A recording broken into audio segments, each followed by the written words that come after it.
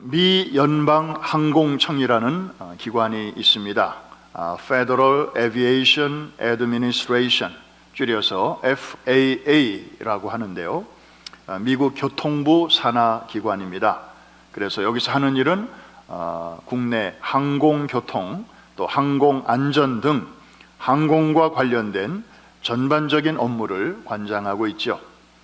지난 1월 11일 수요일 아침 7시경에 이 기관에서 갑자기 미국 내 전 항공기 운항 중단 명령을 내렸습니다. 그 바람에 미국의 모든 하늘길이 all stop 되었습니다. 혹시 여러분 가운데 그날 아침에 이 조치 때문에 어려움을 겪으신 분이 혹 계시는가 모르겠습니다. 비록 1시간 반 만에 해제되긴 했지만 이 미국 내 항공기 전면 운항 중단 사태는 벌써 22년 전인가요? 9.11 때 그때 한번 있은 후에 그 후에는 이번이 처음이기 때문에 하루 종일 아주 대혼란이 빚어졌습니다. 그러나 테러나 사이버 공격이 아닌 것으로 드러나서 무척 다행이지만 왜 시스템이 90분 동안이나 작동하지 않았는지에 대해서는 여전히 조사 중에 있습니다. 여러분, 미국이 어떤 나라입니까?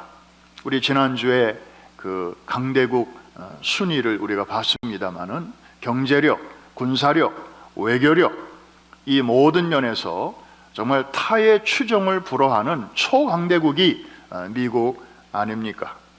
그런데 그런 나라에서 이런 어처구니 없는 일이 일어나다니 하면서 많은 사람들은 지금도 의아해하고 있습니다. 우리를 더욱 불안하게 하는 것은 그 원인이 뭔가 이게 분명하게 나와야 조치를 취할 수 있는데 아직까지 그냥 시스템이 오래돼서 그런 게 아니겠나 뭐 이런 정도밖에는 진단이 되질 않고 있으니 이렇게 가다가는 언제 다시 또 이런 문제가 생길는지 아무도 장담할 수 없기 때문에 불안하기 짝이 없는 것이죠. 우리는 이런 뉴스를 들으면서 이제 이런 질문을 자연스럽게 하게 됩니다.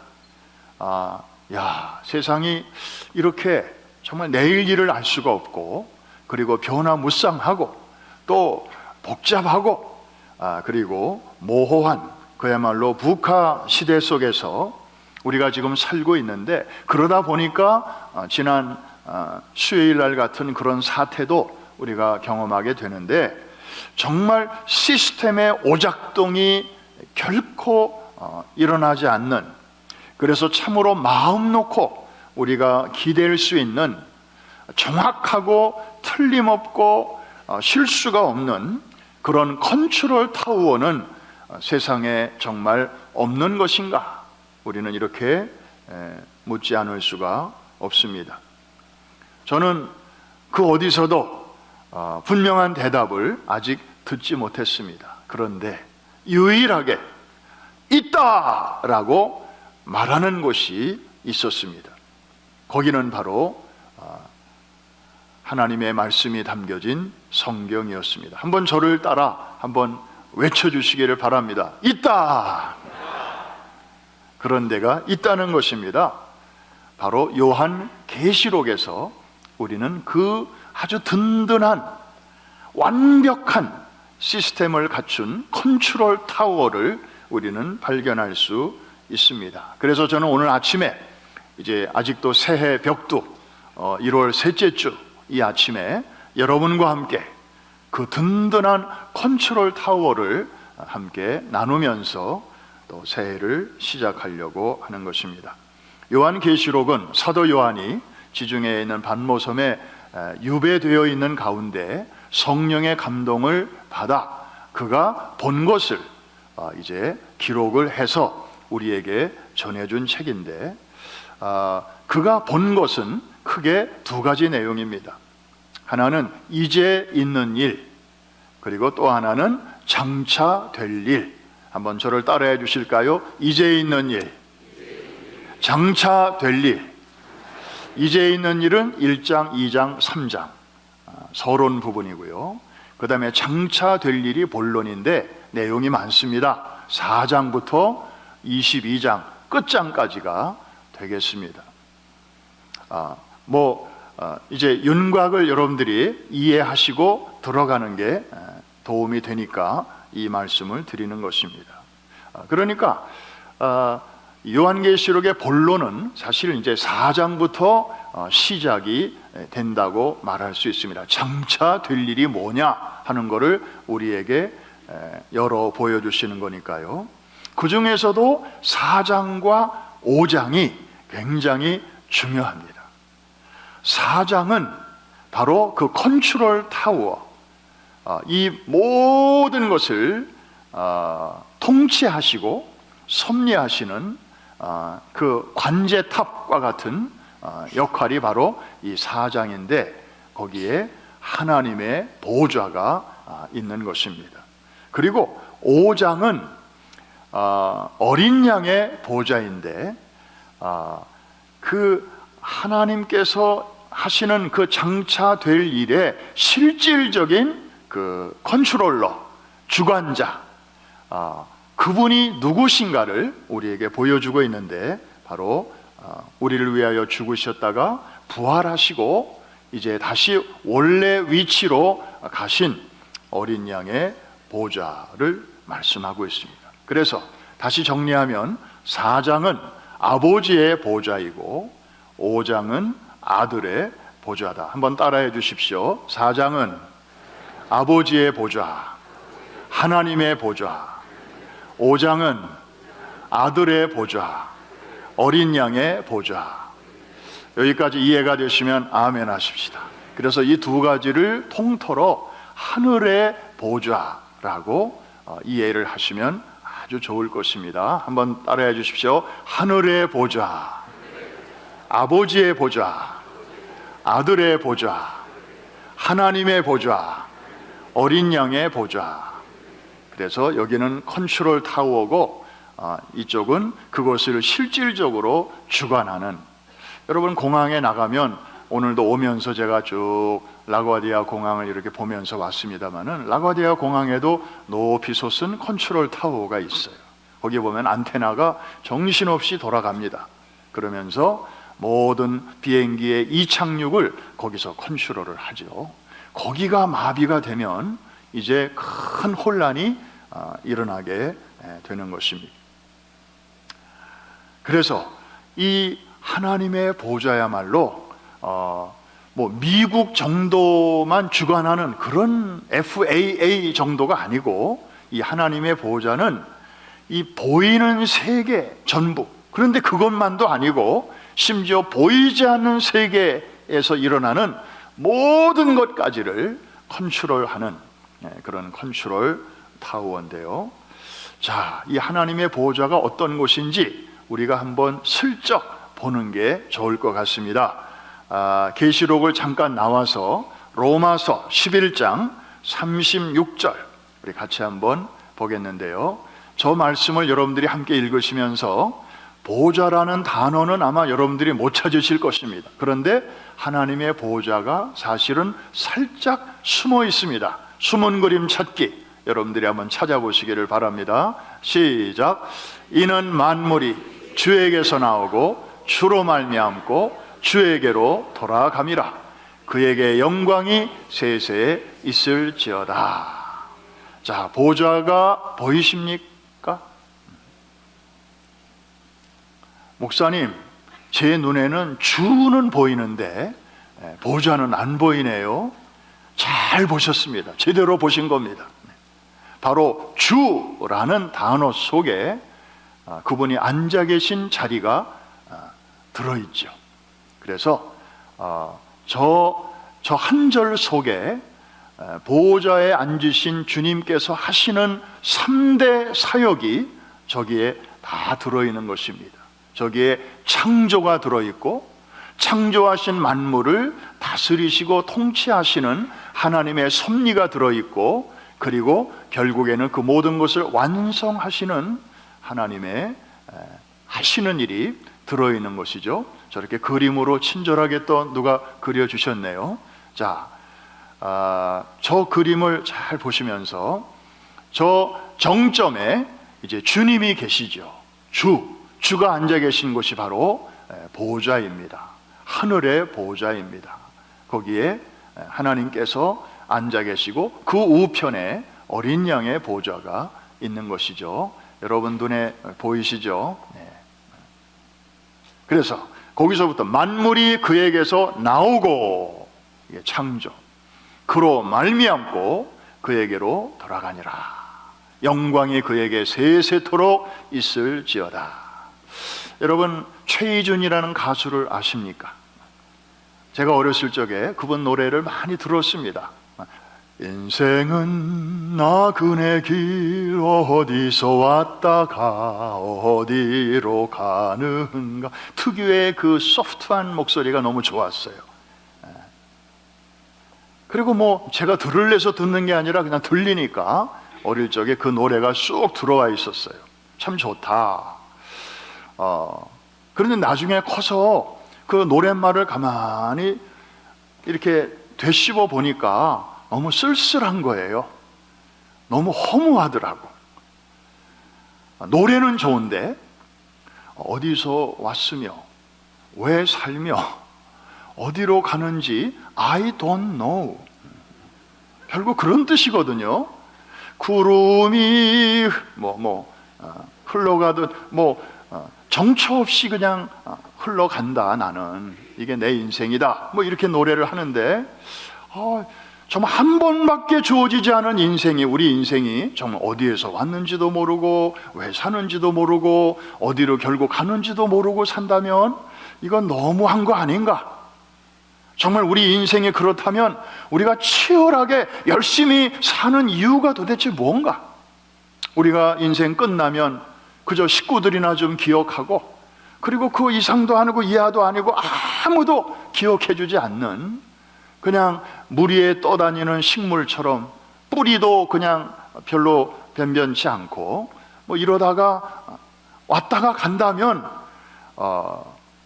길거리에 뛰노는 다람쥐나 또 그런 그저 이름 없는 동물들과 다를 바가 뭐가 있는가? 좀 심각한 그런 생각을 하게 되더라고요. 그런데 여러분, 성경을 읽어보니까 그게 아니라는 것을 우리는 금방 알게 됩니다. 우리가 나온 곳이 있고 오리진이 있고, 그 다음에 왜 사는가, 누가 우리의 삶을 섭리하는가, 그 백그라운드가 있고, 그 다음에 우리가 이 땅에서의 모든 수고를 마치고 가야 할 그 본향이 우리가 있다고 하는 것, 이걸 우리가 발견하게 되니까 이게 정말 드디어 내 인생에 참 의미를 찾았구나. 성경에서 이것을 우리는 발견하게 되는 것입니다. 여러분, 저 삼각형처럼 보이는 저 그림을 잘 오늘 눈에 좀 담아 두십시오. 마음에 깊이 새겨 놓으십시오. 성경 전체 내용이 어쩌면 저 그림 하나 속에 다 들어 있습니다. 그리고 여러분의 인생, 그리고 한 국가의 역사, 그리고 전 인류의 모든 운명 자체가 사실은 저 안에 다 들어있는 것입니다. 하나님의 창조와 그리고 섭리와 그리고 완성, 저 섭리의 트라이앵글 안에서 사실은 모든 일들이 과거에도 있었고 지금도 일어나고 있고, 그리고 앞으로도 저 안에서 일어나게 될 것입니다. 저걸 우리는 하나님의 통치권이라고 말할 수 있습니다.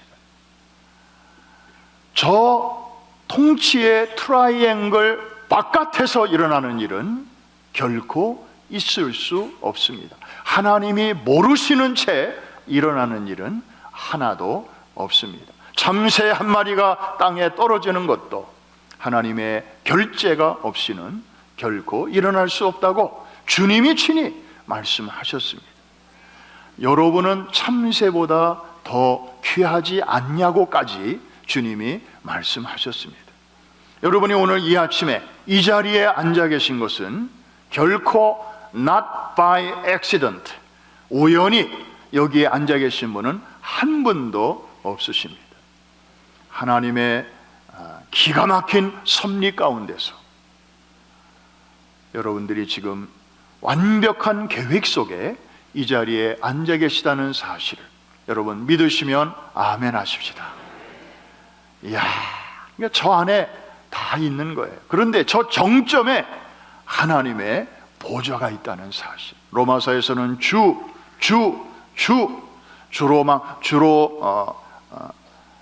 주에게서 나오고 주로 말미암다가 주에게로 돌아간다 이렇게 표현했지만, 요한계시록에서는 요한계시록적으로 표현한다면 만물이 하나님의 보좌로부터 나오고 보좌로 말미암다가 보좌 앞으로 돌아가니라, 이렇게 표현했을 것입니다.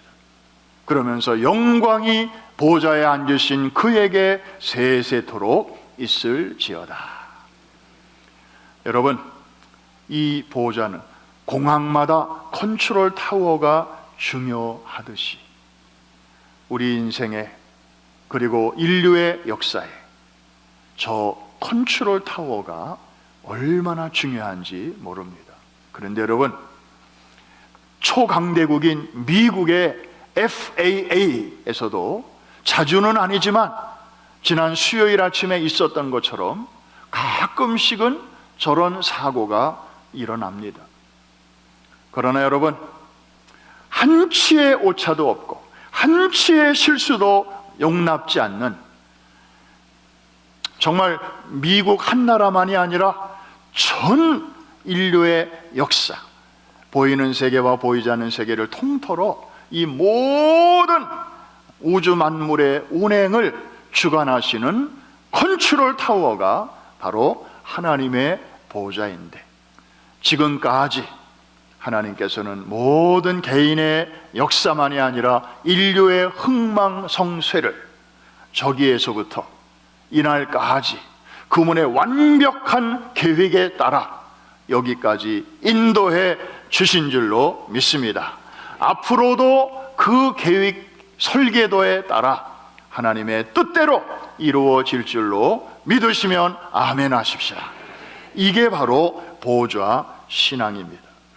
그래서 우리가 성경을 읽을 때, 혹은 교회 생활을 하거나 신앙 생활을 할 때에 이 보좌를 바라보는 이 안목이 중요합니다. 이거 없이 성경을 열심히 공부한다든지 또 보좌에 대한 그런 생각 전혀 없이 열심히 교회 생활만 한다고 하는 것은 그거 자체는 참 좋은 일이긴 하지만 좀 부족합니다. 그거는 마치 두더지와 같아요. 두더지는 주로 땅 속에서 삽니다. 벌레를 잡아먹고 삽니다. 그런데 두더지는 그 하늘의 이 천문학에 대해서는 얘기해 봐야 전혀 알 수가 없습니다. 자기가 사는 세계하고 다르기 때문에. 그런데 두더지가 모른다고 해서 하늘의 세계가 없는 건 아니거든요. 그러니까 우리가 기왕에 예수를 믿고 기왕에 신앙생활을 할 바에는 정말 오늘도 하나님께서 저 컨트롤 타워에서 어떤 일을 하고 계시는가, 그리고 내 인생에 어떤 영향을 미치고 계신가, 그리고 금년에 우리 교회가 앞으로 가야 할 길에 대해서 하나님께서는 어떻게 인도하실 것인가, 그리고 대한민국의 장래는 어떻게 될 것이며 미국의 앞으로의 운명은 어떻게 될 것이며 전 세계 인류의 종말은 어떻게 될 것인가, 이 모든 것을 주관하시고 컨트롤하시는 그 하나님의 보좌를 바라보면서 살아갈 때 우리는 행복한 신앙생활을 할 수 있고, 그 하나님을 신뢰하면서, 그리고 그 하나님과 동행하면서 어려움이 예상되는 금년 한 해지만 하나님의 손을 꼭 붙잡고 동행하는 신앙생활을 우리가 할 수 있게 될 줄로 믿습니다. 그래서 이 요한계시록 우리가 두 번째 시간을 맞이해서 이 하나님의 보좌를 바라보자는 것입니다. 이 성경에 보면 열심히 나름대로 살다가 하나님의 보좌를 어느 날 이렇게 바라보게 된 사람들의 이야기가 수두룩하게 나와 있습니다. 뭐 처음부터 바라본 건 아니에요. 어떤 계기를 통해서 이 사람들도 그 하늘의 보좌를 바라보게 되는데, 그럴 때마다 그들에게는 놀라운 신앙의 터닝 포인트가 되었습니다.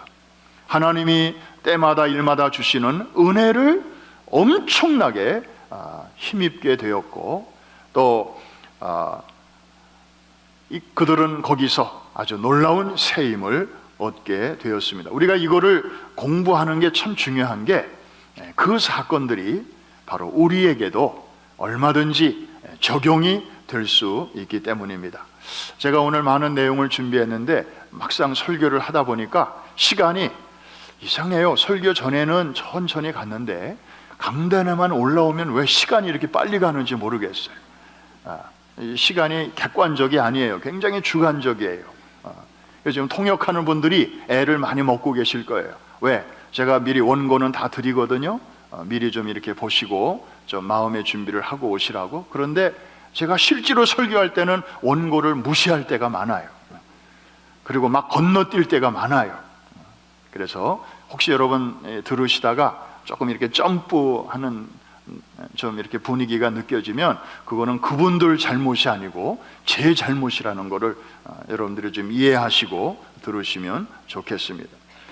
자, 많은 인물 중에서 이 보호자를 바라보고 수지 맞은 사람 한 사람을 오늘 여러분에게 소개합니다. 바로 야곱입니다. 이 야곱은 어느 날 형의 미움을 사서 이제 도망가고 있었습니다. 잠도 못 자고 쉬지도 못하고 계속 며칠 도망가다 보니까 이제 지쳤습니다. 빈들에 쓰러져 잠이 들었는데 꿈을 꾸었습니다. 그 꿈 속에서 사닥다리 환상을 보게 됩니다. 자, 뭐 다 아시는 내용이니까 우리 본문을 한번 직접 볼 텐데, 자, 여기에도 보좌라는 단어는 없습니다. 그런데 살짝 숨어 있습니다. 창세기 28장 12절 말씀 같이 읽으면서 숨은 그림 찾기 시작. 꿈에 본즉 그 꼭대기가 하늘에 닿았고 또 본즉 하나님의 사자들이 그 위에서 오르락내리락 하고. 보좌가 보이십니까? 묻습니다. 그 사닥다리가 이제 땅에서부터 하늘까지 이렇게 이어져 있지 않습니까? 땅에 닿아 있는 지점은 어딜까요? 야곱이 지금 잠들어 있는 바로 그 자리겠죠? 그러면 하늘에 닿은 그 자리는 어딜까요? 하늘이 저렇게 광대한데 어느 지점에 닿아 있을까요? 그리고 그 사다리 위로 천사들이 오르락 내리락 하고 있었잖아요. 도대체 어느 지점이 있을 텐데 거기가 어디냐 하는 것입니다. 바로 하늘의 보좌인 것입니다. 거기 앉아 계신 분이 계셨다 이 말입니다. 그래서 야곱이 무슨 말이 이제 꿈에서 깨어난 다음에 터지는가 하면은, 여호와께서 여기도 계시거늘 내가 전에는 미처 알지 못하였도다. 그냥 사다리만 본 게 아니에요. 그냥 하늘만 본 게 아니에요. 거기에 앉아 계신 누군가를 만난 것입니다. 여러분, 야곱은요 모태신앙이에요. 믿는 가정에 태어났죠. 그런데 청년이 될 때까지 자기의 하나님을 야곱은 못 만나고 있었습니다. 다 부모님의 하나님을 덩달아 믿고 있었어요. 그러다가 이제 그 팥죽 사건 때문에 그는 형의 미움을 사서 지금 도망가고 있습니다. 그러다가 빈들에서 쓰러져 잠이 든 거예요. 그때까지만 해도 야곱의 신앙은 무엇이었습니까? 하나님은 우리 부모님의 하나님이다.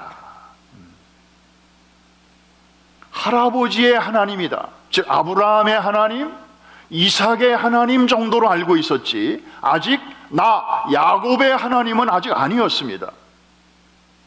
그리고 하나님은 주로 어디에 계시는 분으로 이해를 하고 있었는가 하면은, 그래서 우리 부모님이 살고 계시는 저 이스라엘의 남쪽 브엘세바 그 지역에 주로 계신다 이렇게 생각하고 있었어요. 그래서 지금은 그 지역을 떠나서 한 번도 가본 적이 없는 낯선 땅에 지금 자기가 도망가다가 지금 잠이 들었는데, 설마 하나님이 여기까지는 계시지 않겠지? 그런 생각을 하고 있었단 말이에요. 그래서 이제는 내 옆에는 부모님도 안 계시고 정말 내 옆에는 아무도 없구나, 상처나지에 나 홀로 있구나, 아 참 외롭다, 그런 마음으로 잠이 들었었던 거거든요. 그런데 꿈을 통해서, 사닥다리 환상을 통해서 야곱의 신앙의 지평이 넓어지게 되었습니다. 사닥다리 끄트머리가 닿은 하늘, 거기에 보좌를 바라보게 되었고, 거기 앉아 계신 분을 보게 되었고, 그분이 하시는 말씀을 듣게 되었어요. 네 가지의 약속을 주십니다. 거기 계신 분이. 그 약속이 15절에 있잖아요. 우리 같이 한번 The Promise, 야곱의 인생을 변화시킨 하나님의 약속의 말씀인데 다 같이 한번 읽겠습니다. 시작. 내가 너와 함께 있어 내가 어디로 가든지 너를 지키며 너를 이끌어 이 땅으로 돌아오게 할지라. 내가 내게 허락하는 것을 다 이루기까지. 그냥 꿈만 꾼 게 아니에요. 사닥다리만 본 게 아니에요. 그 사닥다리가 하늘에 닿은 것만 본 게 아니에요. 거기 앉아 계신 분을 만났고 그분의 음성을 들었어요. 이게 바로 하늘의 보좌인 것입니다. 이 경험은 그의 일생에 어마어마한 영향을 미치게 되었습니다. 그가 잠에서 깨어난 다음에 그곳 이름을 자기가 나름대로 붙여버리죠. 뭐라고 이름했어요? 베텔, 베델, House of God, 하나님의 집이다, 하나님의 전이다. 여호와께서 여기도 계시거늘 내가 이전에는 미처 몰랐도다, 그러면서 붙인 이름이에요. 그 전에는 여기 행정적인 명칭이 뭐였는가 하면은 루스였어요.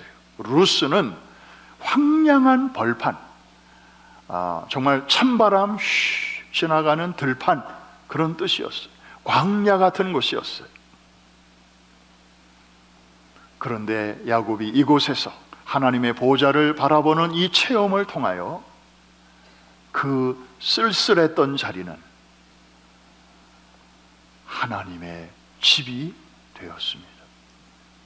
지금도 성지순례에 가는 분들은 물론 차가 거기까지 올라갈 수 없어서 그냥 하이웨이를 다니면서 저기가 바로 야곱이 잠들었던 그 베델이 있었던 자리입니다 하고 그냥 차창 밖으로 이렇게 가이드 하시는 분이 손가락으로 가리켜 주시기만 해요. 우리가 거기에 올라갈 수는 없어요. 그런데 거기도 베델이라고 이름이 지금도 새겨져 있습니다. 사랑하는 성도 여러분, 여러분도 인생을 나름대로 열심히 사시다가 때로는 루스의 경험을 하실 때가 있지 않습니까? 내 주변에 있던 사람들이 하나둘씩 다 떠나고 정말 하나님마저도 멀리 계신 것 같은 그런 상황 속에 가끔 처하실 때가 있지 않습니까? 내 인생은 정말 황량한 들판 같구나. 주변에 여럿이 있어도 또 고독을 느끼시는 분들도 계실 것입니다.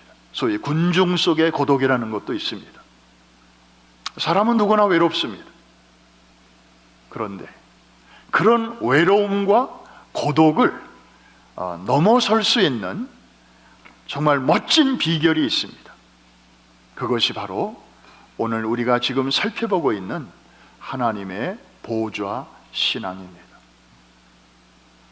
야곱도 믿는 가정에서 태어났고 기독교적인 환경에서 쭉 자랐지만 그에게 보좌가 열린 것은 바로 커서였고, 이렇게 쫓기는 상황 속에서였고, 정말 위기 속에서 그는 이런 은혜를 맛보게 되었습니다. 야곱은 그 후에도 물론 좋은 일도 많이 있었지만 쓰라린 일도 많이 경험합니다. 험악한 인생을 살게 됩니다. 그러나 다른 점이 있다면 그 전에는 그 고통을 그냥 몸으로 감당해야만 했지만 이 베델의 경험 이후에는 그는 어려운 일이 생길 때마다, 힘든 일이 생길 때마다 베델을 기억합니다. 그리고 베델로 올라갑니다. 내가 총각 시절에 정말 그 어려웠던 때에, 힘들었던 때에 거기서 나를 만나주신 그 하나님 앞에 내가 다시 올라가리라. 베델로 갈 때마다 그의 신앙은 회복되었습니다. 그리고 그때그때의 위기를 감당할 수 있는 놀라운 위로와 지혜와 능력을 그는 힘입을 수 있었습니다. 우리 성도들 중에도 에클레시아에 다녀오신 분들이 참 많아요. 아까 광고도 보니까 1월 달에 또 에클레시아에 있다고 광고하는데, 안 가보신 분들은 저게 뭐 얼마나 이렇게 와닿는 광고인지 잘 모르실 거예요. 그런데 다녀오신 분들은요, 이 에클레시아의 에클자만 들어도 뭔가 이렇게 뭉클하는 게 있어요. 정말 짧은 기간에 많은 그 은혜를 경험하고 내려오시거든요. 그래서 이분들은 이제 힘드실 때마다 그 에클레시아를 생각을 해요. 그날 밤 나를 만나주신 하나님, 정말 내 눈물을 씻겨주신 하나님, 그리고 내 오래된 깊은 상처를 만져주시고 치유해 주셨던 그 하나님을 생각하는 거죠. 그러면서 또 힘을 얻고, 저는 바다를 별로 안 좋아해요. 왜? 배만 타면 멀미를 하니까. 그래서 이 배, 바다, 그러면 좋은 생각은 하나도 생각 안 나고 멀미가 제일 먼저 떠올라요. 지금 제가 이렇게 말을 하면서도 벌써 속이 니글니글해요. 이 말을 하지 말아야 되는데. 그러니까 그래서 저는 에클레시아 다녀오신 분들의 그 마음을 충분히 이해를 할 것 같아요. 좋은 뜻으로. 그래서 그때 정말 나를 그 산에서 만나주신 그 하나님을 생각하면 지금 많이 힘들어도 또 힘을 내게 되고. 여러분, 이 보호자를 바라보는 사람들마다 정말 이 루스가 변하여 베델이 되는 그런 놀라운 삶의 반전을 경험하게 되었는데, 여러분들에게도 얼마든지 일어날 수 있습니다. 이 보호자 신앙을 갖게 되시기를 주의 이름으로 축복합니다. 금년 한 해 2023년, 다른 것도 중요하지만 두더지처럼 그냥 내가 사는 세계 속에 갇혀서 그냥 열심히 그렇게 신앙생활할 게 아니라 이제는 가끔씩 눈을 들어 이 모든 일을 통치하시는 분이 누구시며 내가 누구의 영향권 안에서 살아가고 있으며 지금 나에게 닥친 일이 이게 우연히 일어난 게 아니고 하나님의 고차원적인 섭리 가운데서 내게 허락하신 것임을 믿고 그 하나님을 신뢰하고 그 하나님을 의심하지 않고 그렇게 믿음으로 살아가게 되시기를 주의 이름으로 축복합니다. 한 가지만 더 나누고 오늘 말씀을 마치겠습니다. 여러분이 기도 많이 하시잖아요. 그러면 우리가 땅에서 기도할 때 그 기도가 도대체 내 입술을 떠나는 순간부터 어떻게 되는 걸까? 좀 궁금하지 않으세요? 여러분, 누군가하고 카톡으로 메시지를 주고받으면 내가 띵 하고 보내는 순간 그게 이 공중에서 어떤 그 루트를 통해서 금방 저쪽에 전달이 되잖아요. 그리고 수천회로 금방 답신이 와요. 참 신기해요. 우리가 참 그런 시대를 살고 있어요. 그래서 내가 보낸 거를 저쪽이 잘 받았구나. 그래서 이런 메시지가 벌써 왔네. 아이고 참 놀랍다. 그런데 그럼 여러분의 기도에 대해서는 좀 궁금하지 않으세요? 여러분이 뭔가를 기도했는데 그 기도가 나를 떠난 후에 어떻게 됐을까? 그리고 어디에 도달하는 것일까? 그리고 하나님께서는 거기에 대해서 어떻게 또 반응하시는가? 우리의 궁금증이 시원하게 풀리는 곳이 있습니다. 바로 요한계시록입니다. 자, 요한계시록 8장으로 여러분을 모시고 가겠습니다. 자, 여러분의 기도가 이제 어떻게 어떤 영적인 메커니즘에 의해서 움직이게 되는지 한번 같이 보겠습니다. 계시록 8장 3절과 4절 먼저 보겠습니다. 자, 저기도 하나님의 보좌가 숨어 있는데 숨은 그림 찾기 시작.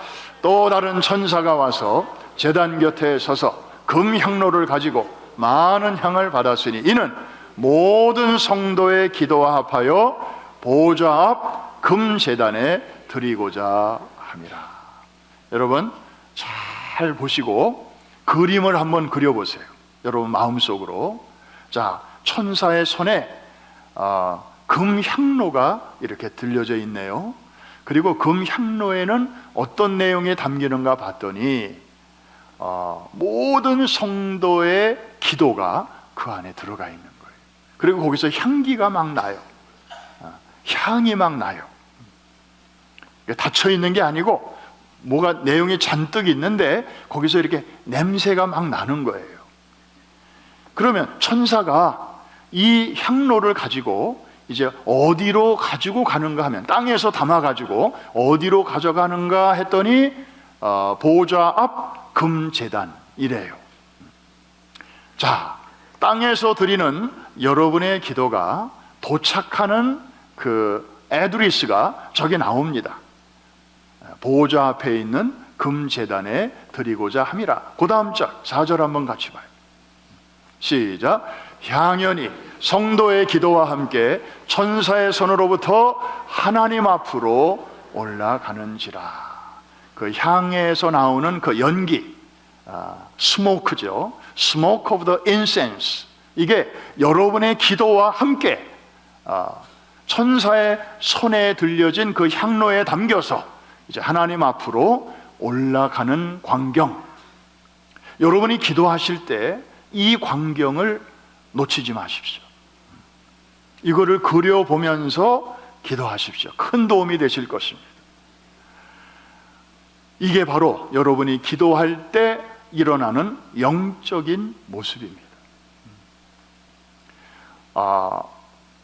여러분이 예수의 이름으로 드리는 기도는 절대로 누가 가져갈 수 없습니다. 공중에 있는 권세자들이 감히 이렇게 방해할 수가 없습니다. 왜? 누구의 이름으로 하는 기도이기 때문에 예수 그리스도, 어린 양 예수 그리스도. 마귀가 다른 이름은 전혀 무서워하지 않는데 딱 하나 두려워 떠는 이름이 있습니다. 바로 죽으셨다가 다시 살아나신 그분의 이름인데 예수 그리스도의 이름입니다. 사망의 권세 잡은 자 마귀를 무력화시켜버린 부활하신 예수 그리스도의 이름. 여러분이 기도하실 때 그냥 형식적으로 예수님의 이름으로 기도합니다. 우리는 때때로 아무 생각 없이 할 수 있지만 마귀는 그 이름만 듣기만 해도 벌벌벌벌 떠는 것입니다. 감히 손을 댈 수가 없는 것입니다. 그래서 땅에서 드린 여러분의 기도가 저렇게 아주 유유히 보좌 앞에 있는 금제단에까지 상달되는 저 모습, 여러분들이 이렇게 생각하면서 기도하십시오. 정말 기도하면서 신나게 될 줄로 믿습니다. 그런데 도달하는 것으로 끝나는 게 아니죠. 잘 전달되는 것만으로 끝나는 게 아니에요. 그 다음까지 한번 보겠습니다. 5절입니다. 이거는 이제 응답입니다. 하나님께서 어떻게 응답하시는가 같이 한번 읽습니다. 시작. 천사가 향로를 가지고 제단에 불을 담아다가 땅에 쏟음에 우레와 음성과 번개와 지진이 나더라. 천사가 아까 가지고 갔던 그 향로를 거기다가 제단에 불을 담아다가 이제는 땅에다가 쏟습니다. 하늘에서 할 일을 마친 천사가 이제 그 응답을 가지고 땅으로 가져가서 쏟는 것입니다. 그랬더니 땅에서는 우레와 음성과 번개와 지진, 굉장히 상징적인 표현이죠. 여러분, 이 영적 세계의 일을 우리 땅의 언어로 다 표현할 수가 없죠. 표현하려면 아마 요한계시록의 분량만 해도 저 성경 전체의 분량만 해야 할 것입니다. 다 표현할 수 없기 때문에 저렇게 때로는 상징적인 표현을 사용하는 것입니다. 뭔가가 일어나고 있는 거죠. 하나님의 응답입니다. 그러므로 하늘의 보좌는 땅에서 드리는 여러분의 기도가 도달하는 도착점인 동시에 하나님의 응답이 여러분을 향하여 출발하는 출발점이기도 하다. 이해가 되시면 아멘. 한 번 더 할게요.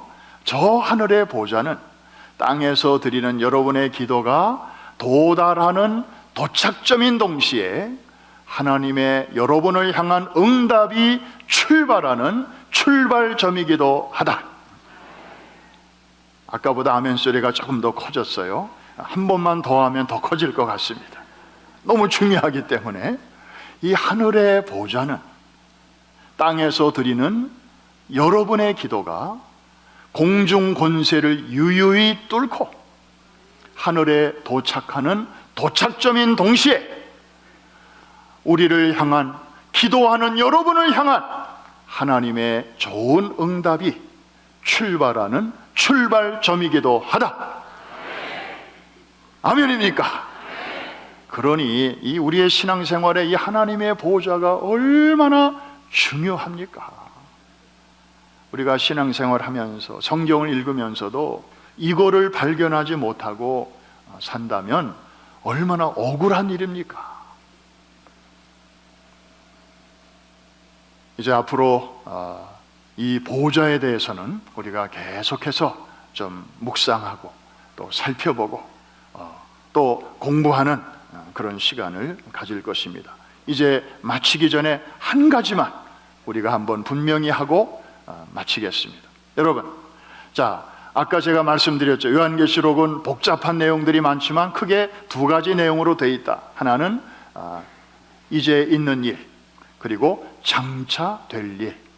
이제 있는 일은 1, 2, 3장, 그 다음에 장차 될 일은 4장부터 몇 장까지? 끝장까지, 22장까지.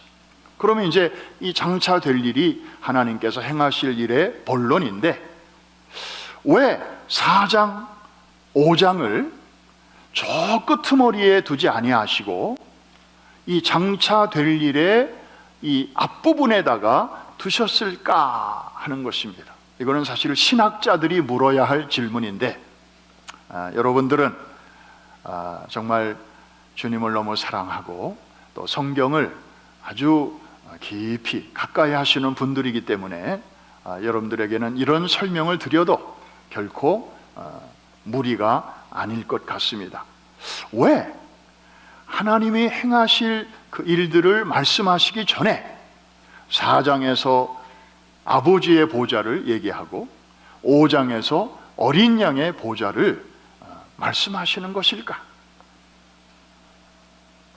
그렇게 하시는 성령님의 의도는 무엇일까? 왜 사도 요한에게 너는 내가 본 것을 기록하라 하시면서 순서를 왜 이렇게 하셨을까?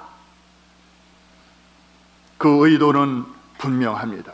이제부터 전개되는 모든 종말적인 사건들을 보면 정말 끔찍한 일들도 많고, 정말 무시무시한 일들도 많고, 뭐 재앙도 많고, 환난도 있고, 그리고 자연재해도 있고, 뭐 정말 육체적인 질병에다가 정신적인 번민에다가 막 무적행에서 황충들이 올라와 가지고 사람들을 번민시켜서 막 병원에 집어넣고 막 정상적인 생활이 어려워지고, 뭐 그런 일들이 사실은 중간중간에 많이 나오는데, 또 난리와 난리, 기근과 재난과 전쟁과 이런 것들이 이제 점점 더 그 정도가 커지게 될 것을 말씀하고 있는데, 그런 일들에 앞서서 왜 4장과 5장을 앞에다가 두신 것일까? 이런 모든 종말적인 사건들이 결코 우연히 되어지는 것이 아니다. 보좌에 앉아 계신 하나님 아버지와 그 우편에 앉아 계신 그 어린 양의 모든 주관 아래서 되어지는 섭리적인 일이다. 그분의 주권적인 섭리와 통치 가운데서 되어진다는 사실을 땅에 있는 성도들에게 밝히 보여주시기를 원하신 것입니다. 그렇게 하시는 이유가 무엇일까요?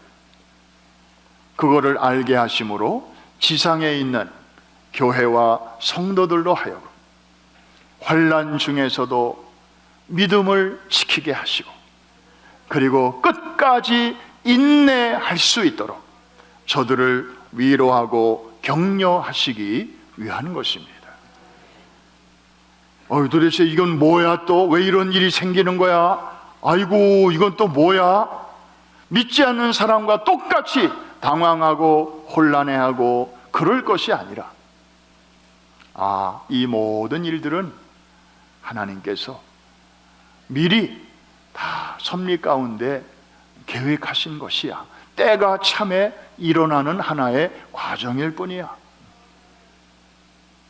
성도들로 하여금 그런 관점을 가지고 세상을 바라보게 하시고, 그래서 하나님을 신뢰하는 자마다 이제 마음의 안정을 찾고, 그리고 주변에 벌벌 떠는 사람들에게 찾아가서 저들에게 이 하나님의 말씀으로 위로하고, 또 저들도 이 복음의 그 평강 안으로 저들을 잘 초청하라고 하나님께서 이렇게 4장과 5장을 계시록의 앞부분에다가 넣어 주신 것입니다.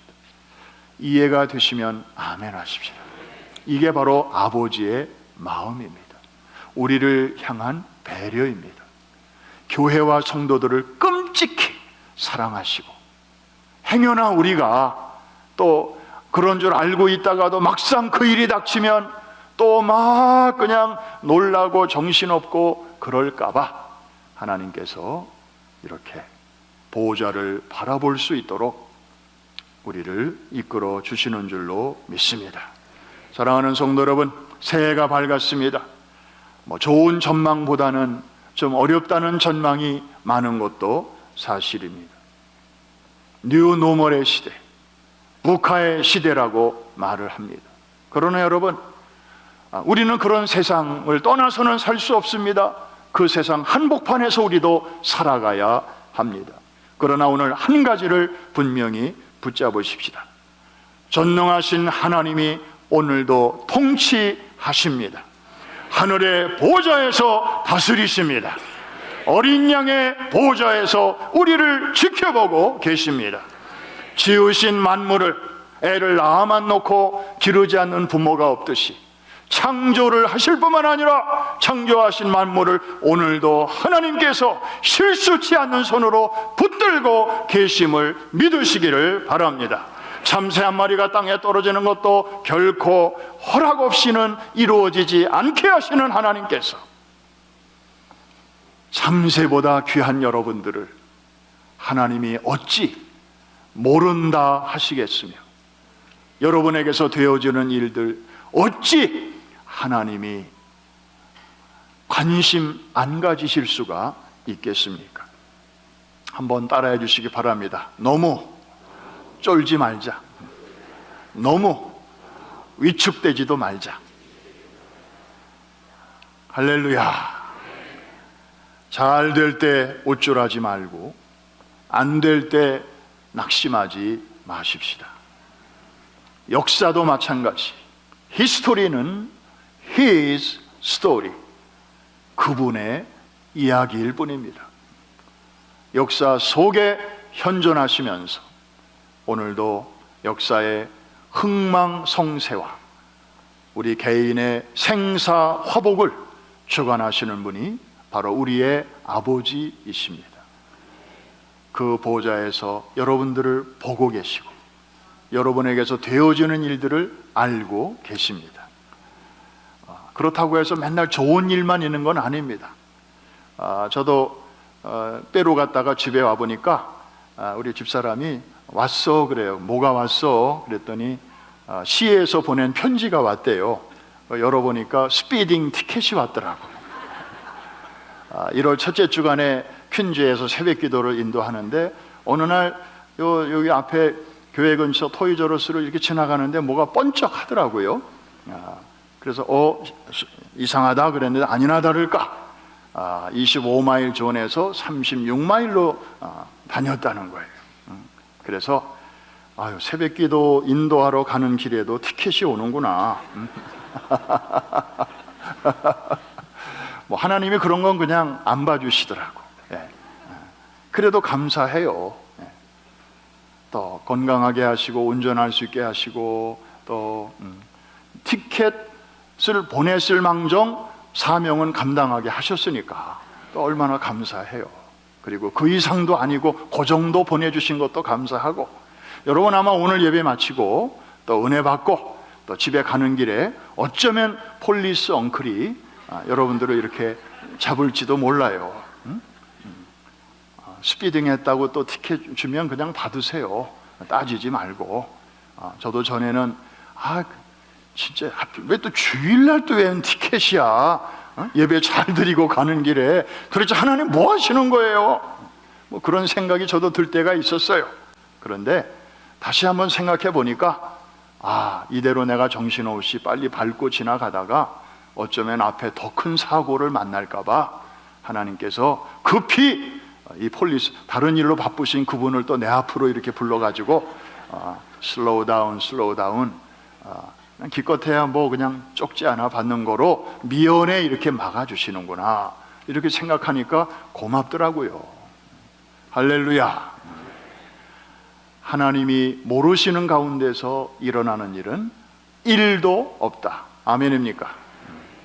이것이 바로 보좌 신앙입니다.